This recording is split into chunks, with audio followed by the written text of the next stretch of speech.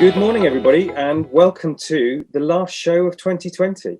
Wow. And what a year it's been.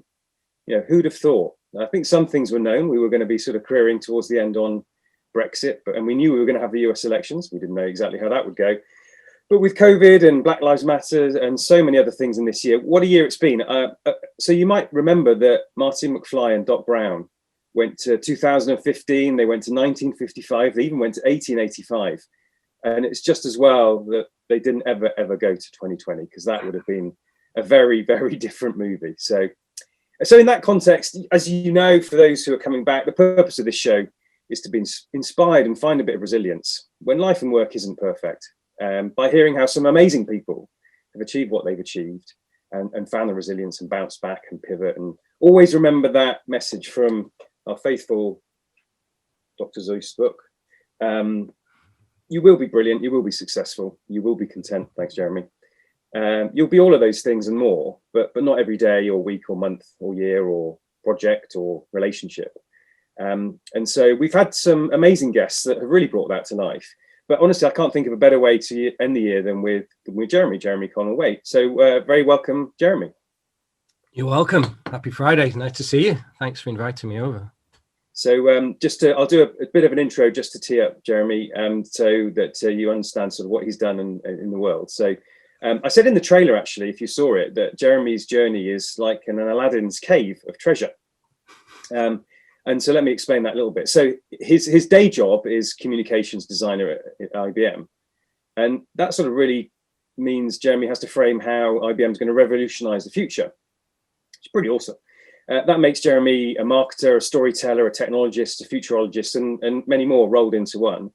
But actually, that's just a platform for many other superb things outside. And so Jeremy, just to name a few, is a climate action ambassador, which means that he looks to inspire change around climate issues. Multi-published author, has owned his own agency in the past, worked for some other great companies, tech companies, has his own podcast, and been voted the most influential person on Twitter for #BigData. And one of the top 10 most influential marketing professionals globally. And so that's why I don't know if it's a title that's been coined before, but I coined Jeremy as the king of side hustles. And you hear about some of those side hustles and the whys and wherefores around them. But also I know it hasn't been perfect along the way. It never is. I mean, that's true for everybody in the world. And so hopefully today we get a little look inside the Aladdin's cave to hear about Jeremy's adventures. So very welcome, Jeremy. And I'll hand to Richie to get us started. Hey, well, thank you very much. And Jeremy, it's so awesome to have you on. My God, last show of 2020. What a way to end the year. Jeremy, you know, in some ways, I'm quite intimidated to have you on as the last show of the year, because you are like a mastermind storyteller. And in fact, anybody who's seen you on LinkedIn, you post amazing sort of infographic drawings of presentations and how people do things in that sense. So, you know, I hope you're not judging us too much on this show, because today is all about you.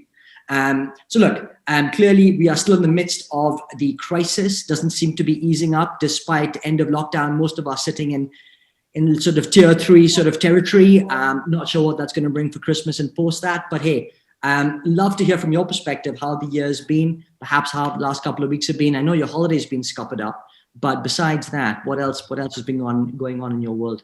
It's been a weird one, isn't it? It's going to be super strange looking back on this. I mean, we started off with the first lockdown, you know, we were in hospital. You know, when you looked at the first spike, when no one had a clue what was actually going to happen, and all the nervousness around, what is this? Is this a long-term thing? Is it, you know, I've got identical twin girls, you know, I've got 4-year-old twin girls, and we were taken to hospital. We were, you know, 999 ambulance trying to go in the middle of the night with a super high temperature, but blue lips and, you know, blue toes, and it was terrible. It was really rough. We were on hold for 20 minutes on 999. You know, we had a 6-hour response rate to try and get 111 to come back. And this, because, you know, she's 4 years old, and this is a little baby that's had a lot of troubles when she's been growing up as well. So that's kind of the world really kicked off.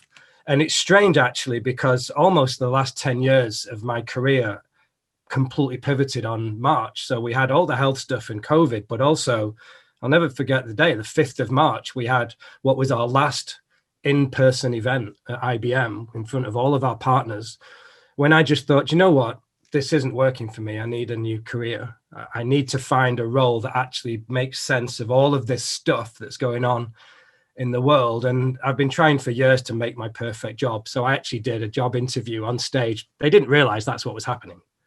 But I did a presentation as a job interview to 500 partners at the Emirates for one of our conferences. And since the 5th of March, the year has just completely changed. Got a totally new job, completely new team. The girls are super happy.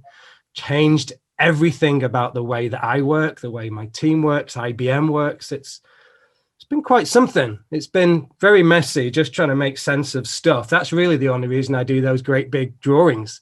It's not actually to share. There's a little bit of imposter syndrome of like, you know, it's a little bit too vulnerable giving away your notes, taking a picture of your notebooks. They're kind of intimate, right? But I don't know. I like the idea of just drawing things longhand to slow my brain down and to try and remember stuff. Just the process of trying to write stuff down helps you to remember it now, not to remember it later.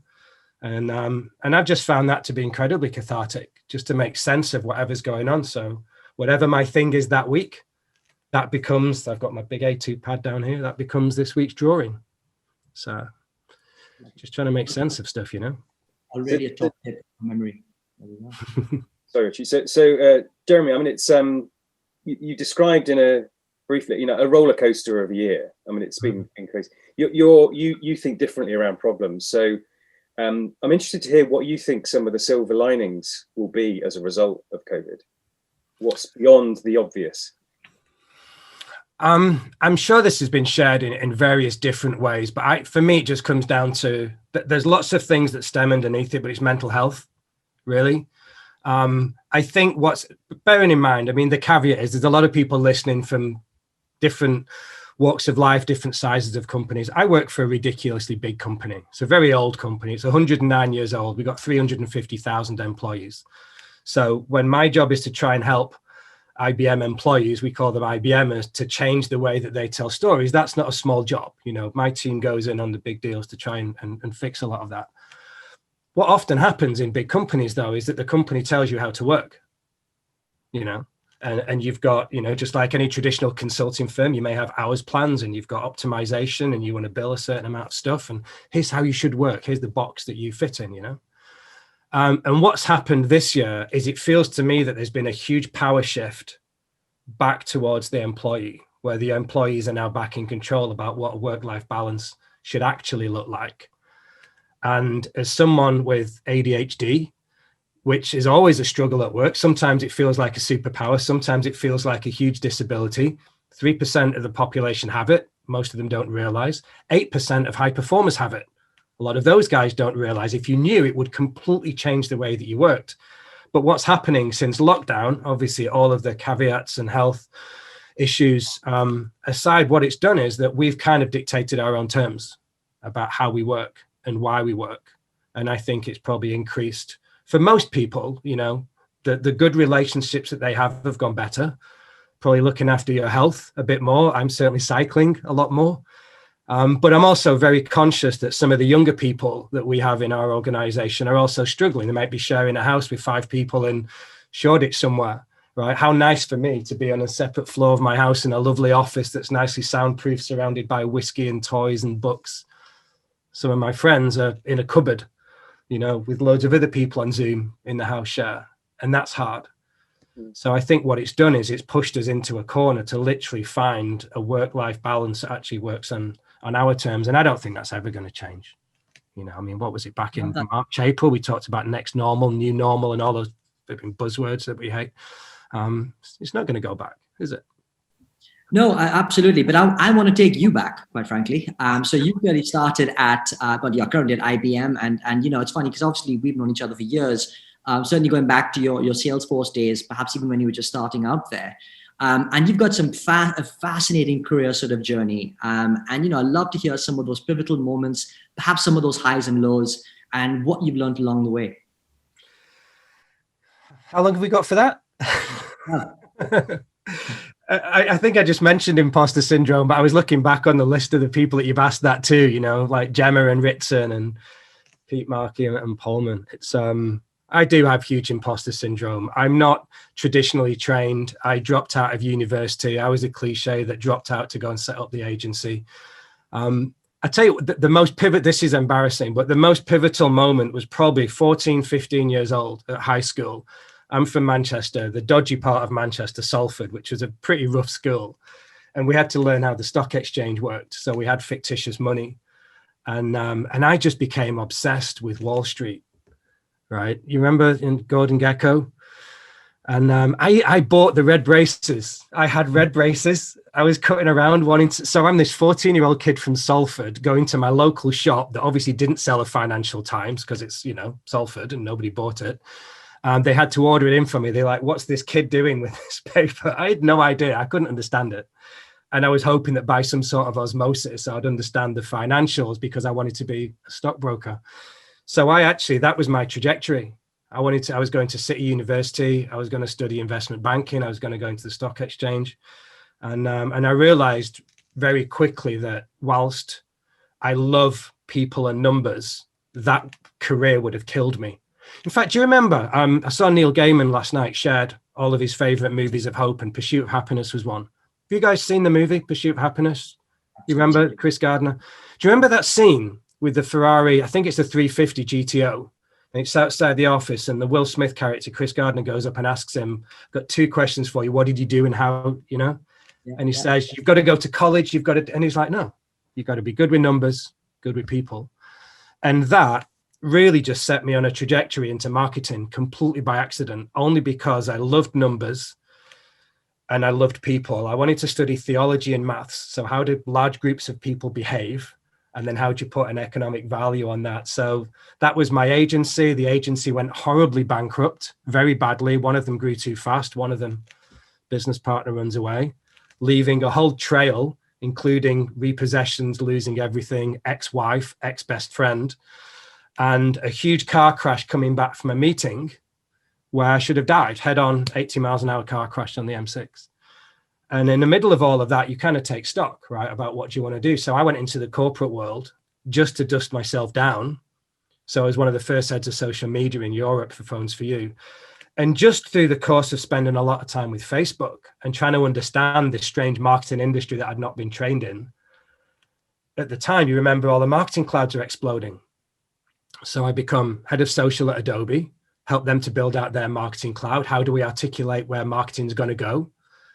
That took me to the team at Salesforce, which was doing the same thing. What's the messaging around Salesforce's marketing cloud? How do they go to market? And IBM ended up doing exactly the same thing. The irony is that I didn't actually go to IBM to set up their marketing cloud and to be an evangelist, although that's what I ended up doing.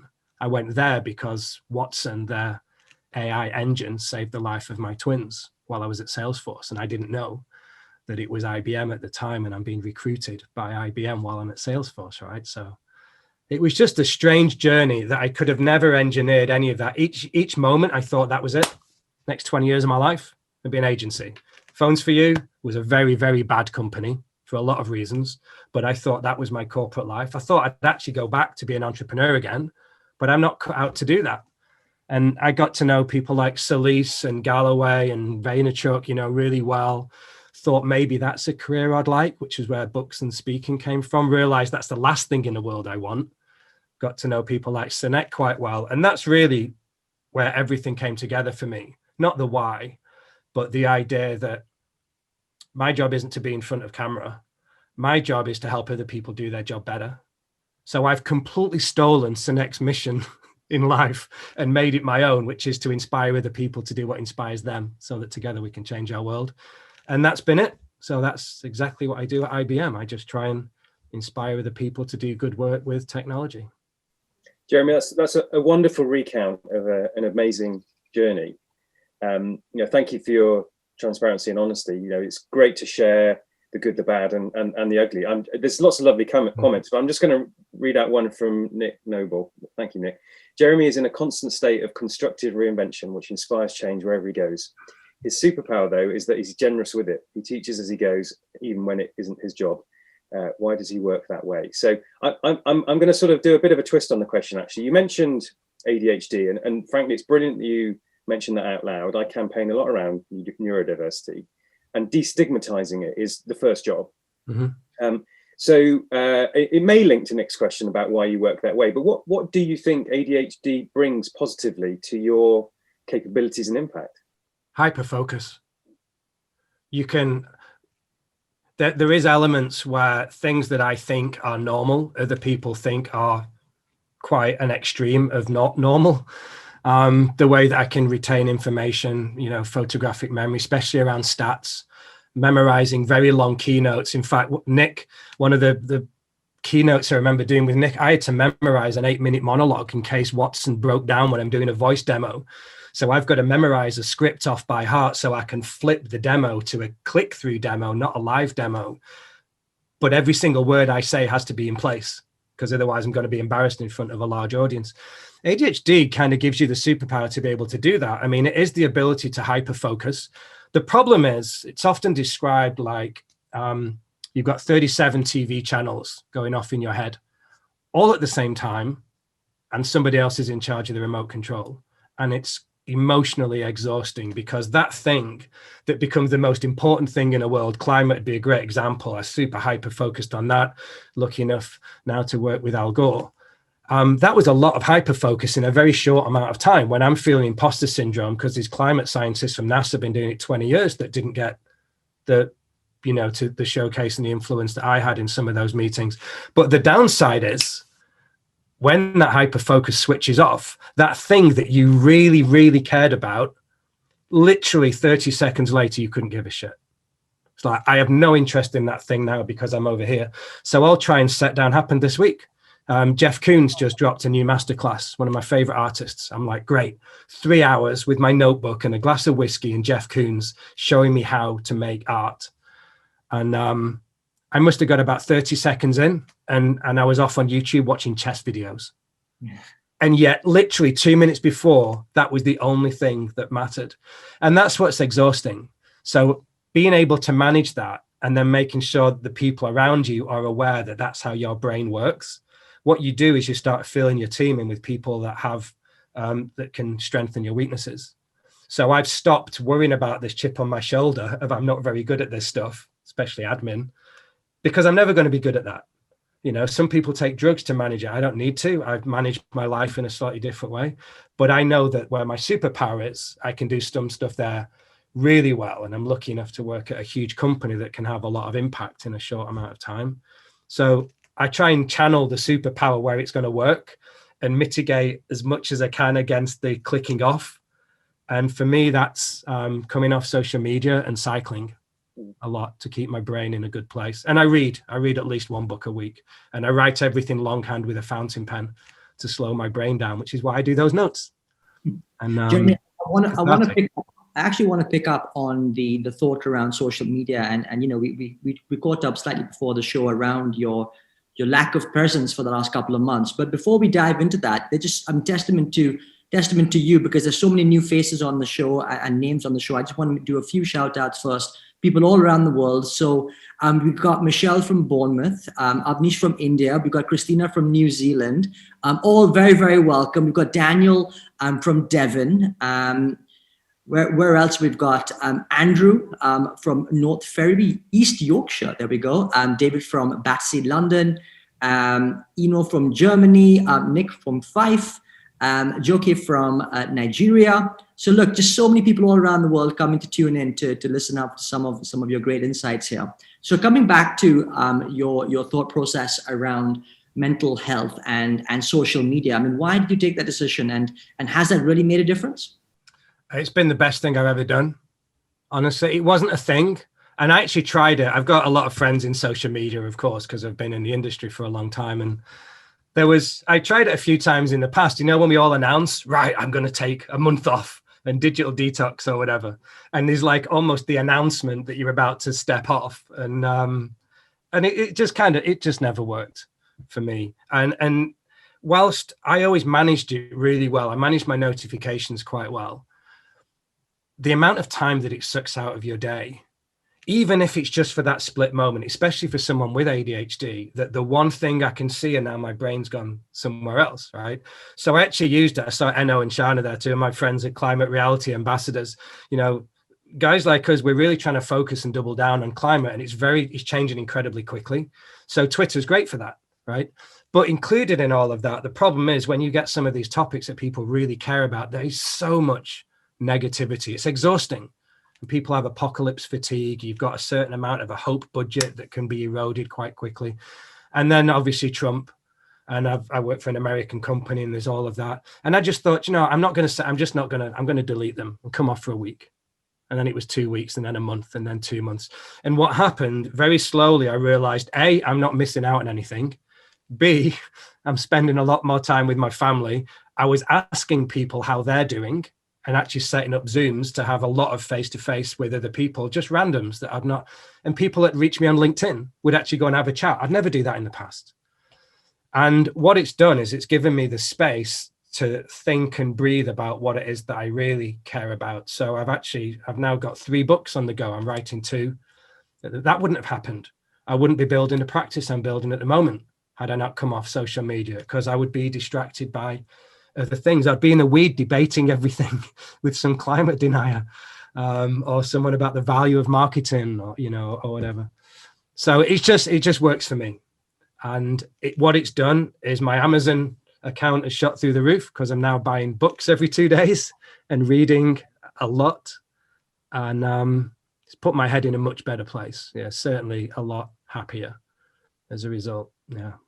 So Jeremy, when you're with what you've described, the risk is you don't really give yourself the time just to briefly pause to savor your achievements. It's always about what's next. So how do you sort of bank and lock in the great things you've done before they've sort of drifted off, displaced by other thoughts? Gosh, that's a great question.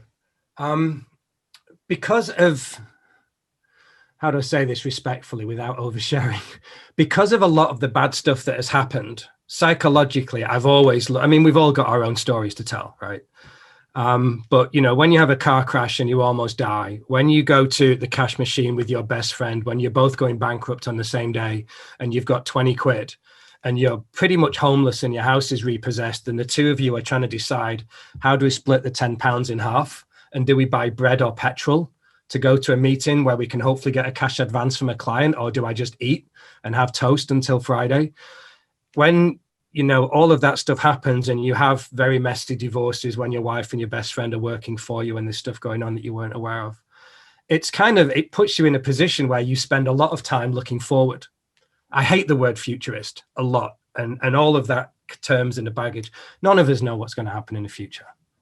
I work in consulting for a big company. We need to build trusted relationships. But what I'm not going to do is make predictions about where the future is going to go to my clients so that they come, it doesn't work like that. Future's going to be different. We have no idea what's going to happen, right?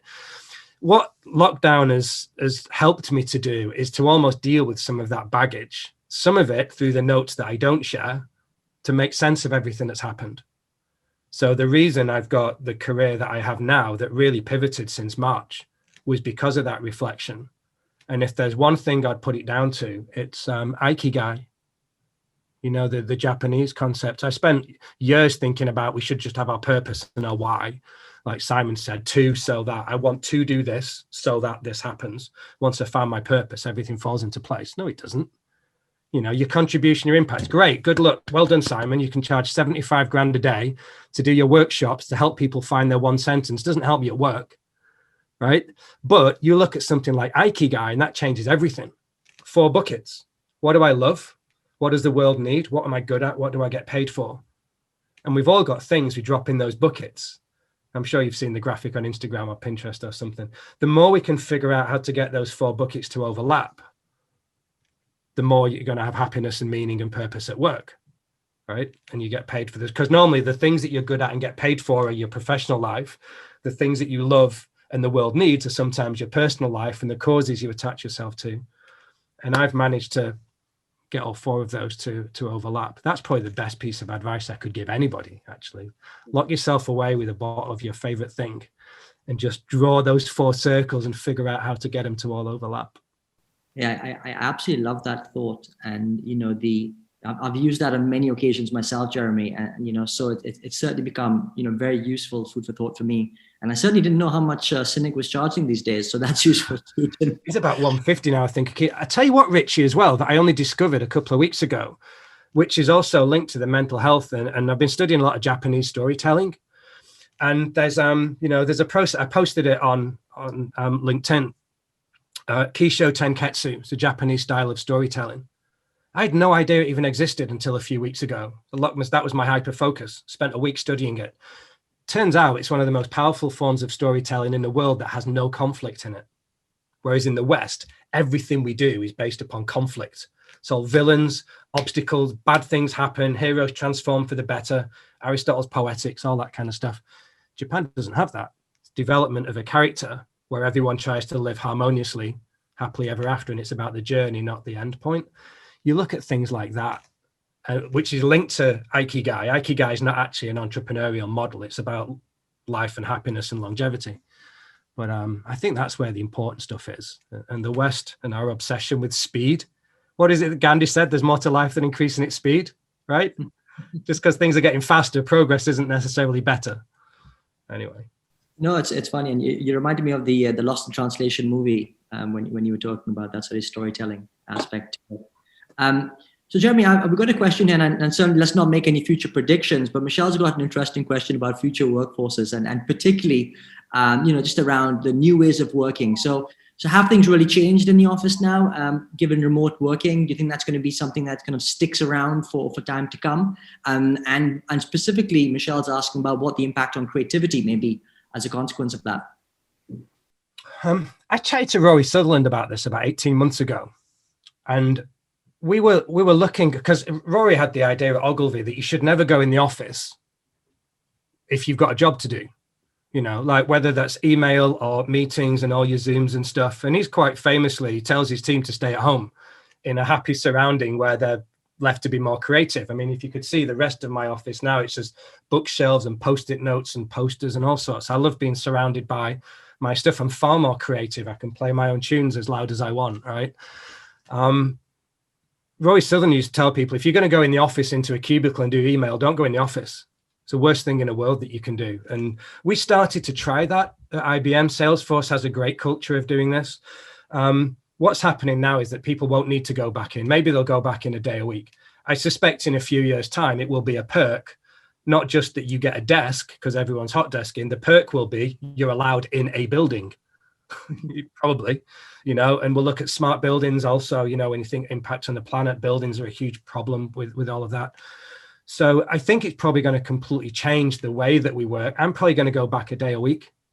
If that, I'm mentioning the same thing to my team. If you need to go in the office, this is what Rory was saying, which I think is as relevant now as it ever was. You only go in the office for the serendipitous meetings, to randomly bump into people. I mean, Nick and I did at Salesforce all the time. It's always around the canteen or, where the food or the fruit is, or the free Red Bull or the vodka fridge, wherever it was, you bump into random people, you have a chat. Oh, I've not seen you for ages. How are you doing? Oh, I'm working on this thing. Oh, if you chatted to Richard, do you know what I mean? And that's what I miss.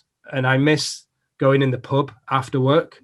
And I miss the friendship and the relationships when we're all trying to make sense of the world, but not to go back in the office to work. I think if you want to be more creative, for most people, providing your house and your environment allows it, probably better staying at home. Save your commute time, put your commute time into something more productive, invest in yourself a bit more, right? Spend a bit more time with your family. There's no downside to that, surely.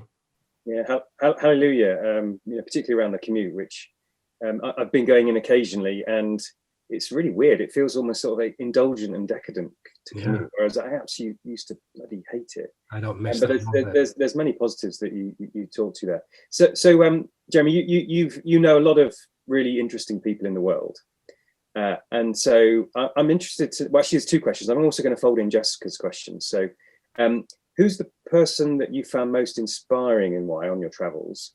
And then I'll also drop in as well. You read a lot. What's your favorite book from Jessica? What's your favorite book of 2020? So there's a 2-for-1 there. Oh my goodness. Favorite book of 2020. It's a cliche and don't hate me for it. Oh, The Places You'll Get. No, sorry. Obama's book is stunning. Yeah. It really is. It'll knock your socks off. It's prose. I mean, it's just beautiful, and he wrote it. It's beautifully, beautifully written. And it's just an amazing insight about the human side of being a president. He literally does show you behind the curtain, which is just awesome. And I'm a huge fan. He was a great speaker. He used to sing his speeches. I just love the way he communicates anyway, but, very beautiful person, who said one of my favorite quotes of all time: "You can change the world just by sharing your story." I love that quote. In terms of people that inspired me, it's hard not to have my climate hat on a little tiny bit, just because, I'm lucky enough to be in the boardrooms of some of the biggest companies in the world, where I believe we get a chance to change things from the inside. A lot of people don't have the privilege of that. So we look at grassroots movements.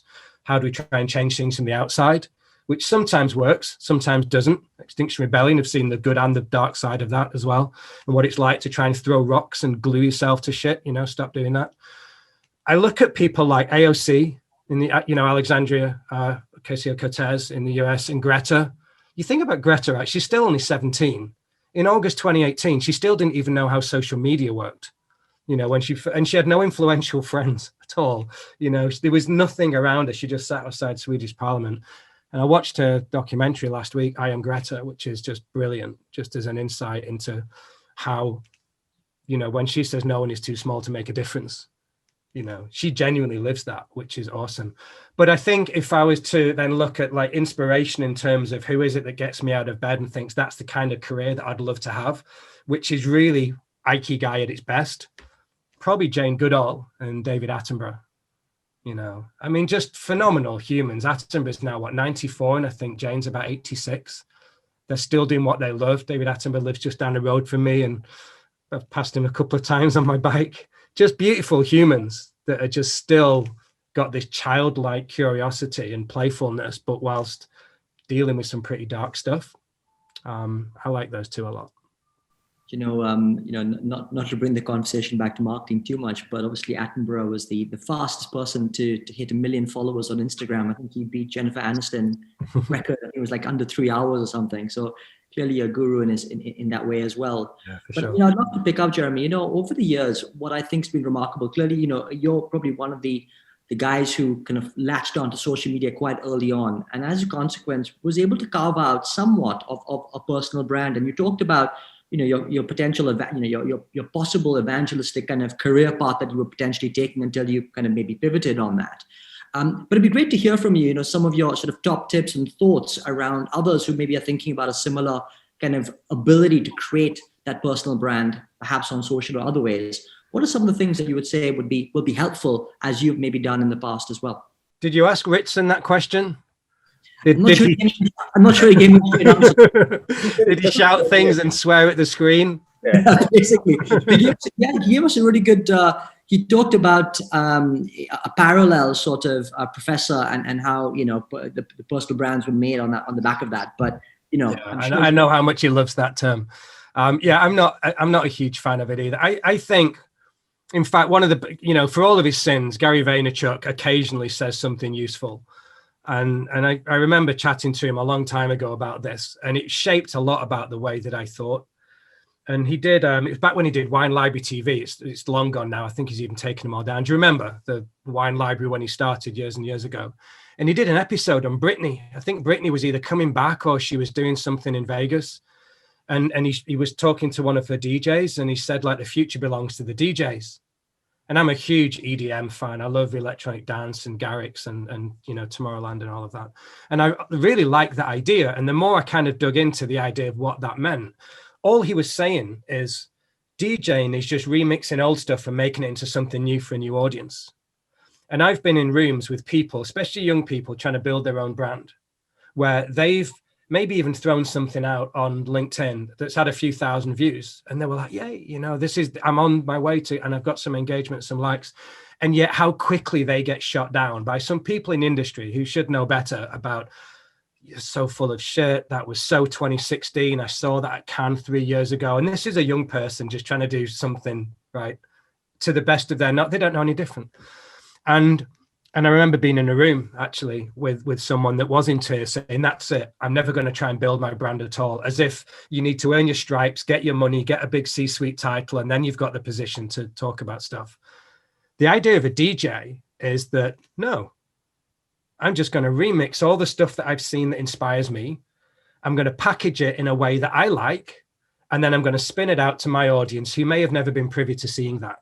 You know, most of the people I work with don't have a direct interest in climate, but I can package it in a way that helps them to be interested and engaged, you know, or it might be around the work with Stop the Traffic, you know, human trafficking. That's dark. You know, how do you get people to engage on that? But you repackage it. So to adopt the mindset of a DJ also reduces the stigma of, you know, I don't care about the numbers. And I hate the word influence. You know, you're trying to force people to do things that they wouldn't normally have done, you know, this power play. But if you just see yourself as a DJ and you're just curating existing content, now there's no pressure. I don't have to come up with something original and then wait for the shitstorm in the comments when people are like, that's never been original. He did it 15 years ago. So yeah, future belongs to the DJs. Future belongs to the DJs. Is that the role you do around climate? I mean, is it, do we need new ideas or just to get galvanized around the original? Actually, maybe just I'll flip the question into we've talked about climate, you mentioned Greta, you're probably closer to the inner workings of what's going on. Can you give us maybe an optimistic view about climate from what you know, or is that possible to give an optimistic view? I'm sure we can find a link and put it in the show notes. McKinsey did a report at the beginning of the year that they showed actually how COVID may help to accelerate, you know, a positive or a more positive outcome for climate, because we don't actually have technology problems. You've got people running around talking about carbon capture and all the things we need to do. You know, we've got to invent all these new technologies. You don't. We have people problems. They're all political problems. The political problems around why is, I don't know, fossil fuel companies are getting 35 times more subsidies than green energy. You know, it's a people problem. It's not a technology problem. What we're seeing with governments and with large groups of people, when they're forced to act, we can do some pretty amazing stuff when we put our mind to it, you know. And what reports like that McKinsey one that I read is actually quite optimistic. You know, you look at things like United Nations Sustainable Development Goals, we're miles behind on where we should be in the run up to 2030. But there's also loads of really good stuff. There's a great book called Progress by Johan, somebody whose second name I forgot, big yellow book. And Progress is all about the positive state of the world. And actually things are much better than they ever have been. And we have lots of reasons to be hopeful. And this is the challenge, right? We could get in the weeds talking about climate stats and stuff, but people just switch off. Nobody gets inspired by numbers. I think about things in terms of hope budgets. And this is what we've got to think about. Whoever you're talking to, most important thing is just to talk about it, or at least to find a little bit out about it, right? And everyone's got a different capacity for hope. And some people have more than others. You talk to a climate activist and they'll talk to you all day long in the pub. You go and talk to my mum and maybe you've got 5 minutes if you're lucky and put it in language that she can understand. With all respect to my mum, I love you to bits. But the hope budget is, at what level does your hope get eroded? Because the more information you get, the more you want to act. But it also gets to the point with cognitive load or just with, you know, you get overwhelmed, you just switch off. You're like, well, what can one person do? 70% of global emissions are from, you know, a very, very small handful of companies. So you're like, well, we'll leave it to them to fix it. So the challenge is understanding for each individual, which is a great marketing question because it's understanding customer segments and behaviors. At what point, just before that hope budget gets eroded, do you talk about, let's do something, let's watch a documentary, let's read a book? Because if you give them too much, which is what often people do, people just switch off. You know, complexity of choice, you know, Unilever, CPG, you get too many toothbrushes, science shows that you don't make any decision.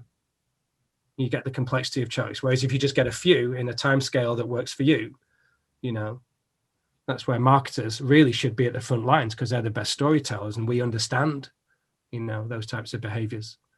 Jeremy, the ultimate marketing challenge, as I think it is. It's the storytelling. It's the communication problem. Yeah, for sure. Which is a social media challenge as well.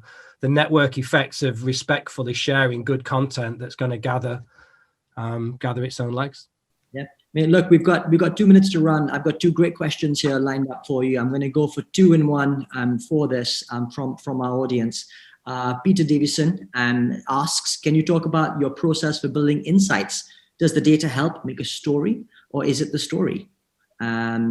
So, a bit circular. The next question from Richard Brown, brand guru. How good are you at just sitting there with your brain simply idling? He likes your quote, sometimes I just sit and think, and sometimes I just sit. It's not easy these days, is it? So what's your take? In 2 minutes, Nancy Duarte, who's a great communications coach, talks about how every presentation should just have one star moment. And I really like that phrase, the star moment, something they'll always remember. So whenever I'm building narratives, certainly for our bigger deals that, these are 7, 8, 9-figure deals, you've got to start off with a number because, and there's got to be confidence in the number. But there's never going to be more than 4, and often there's only going to be one big number. We call them magic numbers. But once I've got that, I need to park it because it's all about the narrative and not the number. So then what I'll basically do is try and reverse engineer the story, just like you would with the way that Dan Brown or J.K. Rowling would write a book. They write the last page first, so they know what happens, and then they work all the way back to the front. It's the same thing when you're doing commercial storytelling. It's exactly the same process. You still have peaks and troughs and conflicts and obstacles and all that kind of stuff. But then what you're trying to do is work it back to that number to show what the outcome is going to be. But it's got to be human. And here's the challenge. The way that the brain is wired, if you just look at numbers, you inform, educate, and solve a problem, and it's all right brain. It's all left brain. We're not wired to make decisions based upon our left brain words and language. We're actually wired to make decisions based upon how we inspire, how we entertain, excite, and how we challenge people. And that's only going to come with a human story. So business needs to stop leading with authority and numbers and cost takeout and ROI and please buy my stuff. Because people still don't do it because you've not connected emotionally with them. You've got to make them feel something first. So you tell an emotional story with humanity and empathy. That's why Aristotle was a genius. Pathos, logos, ethos, the rhetorical appeals. You've got to have that wrapped around your numbers. And you can't have just one or the other because marketers do too many creative things and then there's no economics. So that falls over as well. You've got to understand the fine balance in the middle. That sounds great. Jeremy, look, we've literally just clocked out of time. Mark, over to you.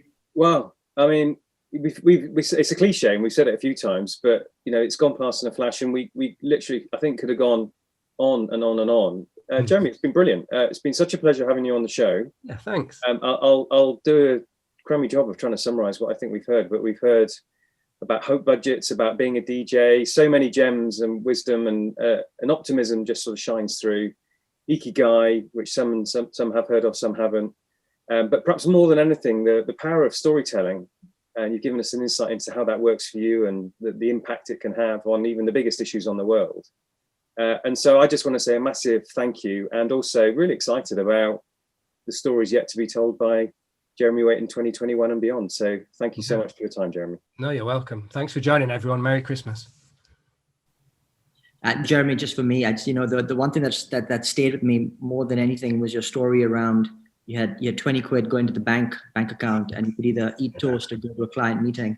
It really sums up your level both of resilience, but actually you don't call yourself a futurist. But I'm hoping you went to the client meeting and then the rest is history type thing. I did.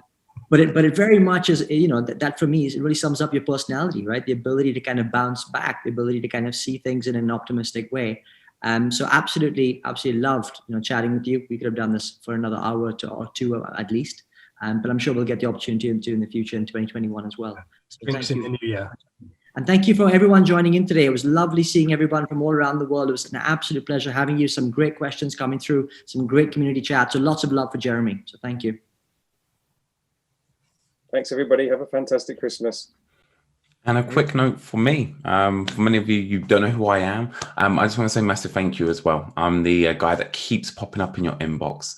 So I appreciate you all supporting. And later on today, I'm going to send out an email offering for you to come jump on a Zoom call with me and tell me everything you love and maybe the things that you don't necessarily love about the show, what we can do more or less of, because we want to make sure we can do more and do better. So I will send that shortly.